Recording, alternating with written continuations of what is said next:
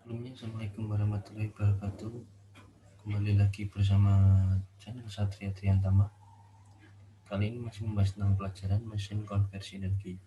Kali ini akan melanjutkan tentang subbab, yaitu turbin air.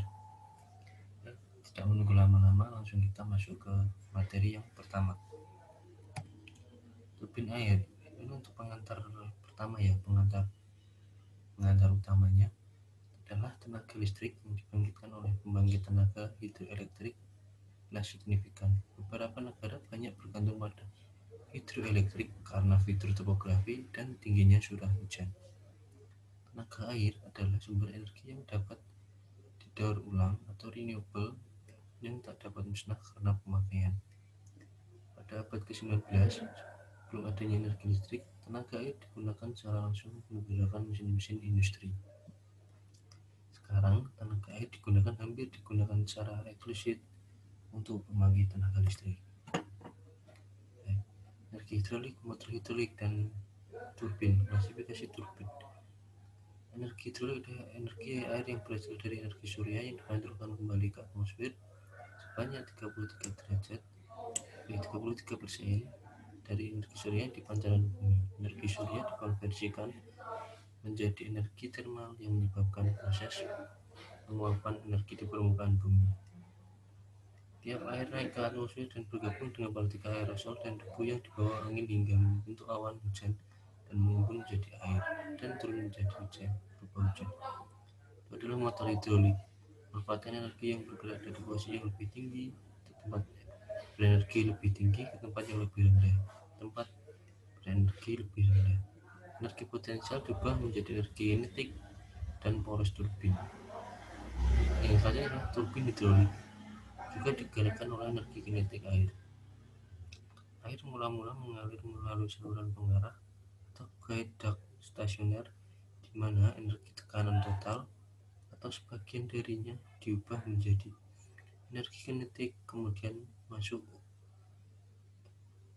saluran jalan atau runner duct yang kurvanya berlawanan arah terhadap guide duct. Tekanan aliran pada sudut melengkung atau curved blade memutar roda jalan.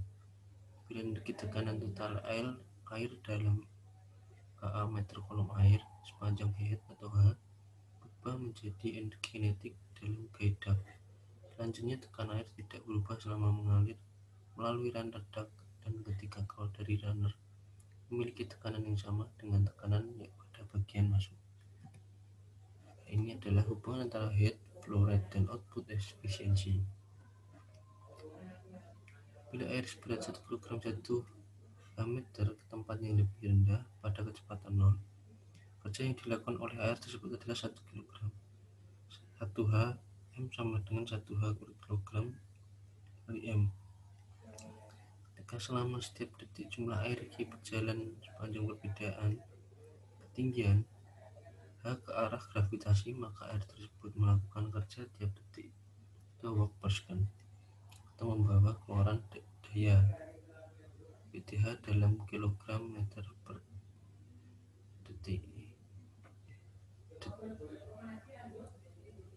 WTH sama dengan Y kali Y, di mana Y adalah berat jenis air, Q adalah jumlah air yang kelewat tiap detik, dan H perbedaan ketinggian atau dalam meter. Selanjutnya adalah kincir air. Kincir air banyak digunakan bila mana kemungkinan lain tidak ada. Namun karena maksud utamanya adalah mendapatkan tenaga sebesar-besarnya, maka kincir air banyak yang diganti dengan turbin. Kincir air memanfaatkan tinggi jatuh air dan kapasitas I. Namun air yang masuk ke dalam dan keluar kincir tidak mempunyai tekanan lebih atau overpressure, hanya tekanan atmosfer saja. Selanjutnya adalah turbin Kaplan. Turbin Kaplan merupakan turbin tekanan yang lebih yang spesial. Sudut jalan kemurniannya kecil, dan pada saluran sudut jalan bilangannya kecil. Sudut jalan dapat diatur saat bekerja. Kedudukannya dapat disesuaikan dengan tinggi jatuh air sehingga sesuai untuk pusat tenaga air pada aliran sungai. Sudut roda jalan turbin Kaplan mirip roda propeller yang letaknya sudunya terpisah jauh satu dengan yang lain. Selanjutnya adalah turbin Pelton. Turbin Pelton disebut juga turbin impuls atau turbin tekanan rata atau turbin pancaran bebas karena tekanan air keluar nozzle sama dengan tekanan atmosfer. Dalam instansi turbin ini semua energi diubah menjadi kecepatan keluar nozzle. Konstruksi nozzle ini dapat dilihat pada gambar di bawah ini. Inilah konstruksi nozzle di bawah ini. Tidak semua sudu menerima hempasan air, tetapi secara bergantian tergantung posisi sudu tersebut. Jumlah nozzle tergantung besarnya kapasitas air dapat bervariasi 1 sampai 6.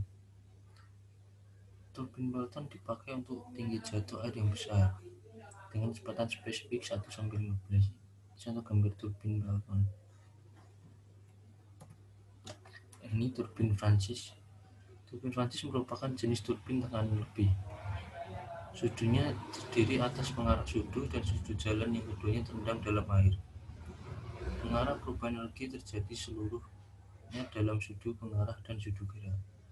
Dengan mengalirkan air ke dalam sebuah terusan atau dilewatkan ke dalam sebuah cincin yang berbentuk spiral atau rumah tiang. Bentuknya seperti ini untuk turbo Francis.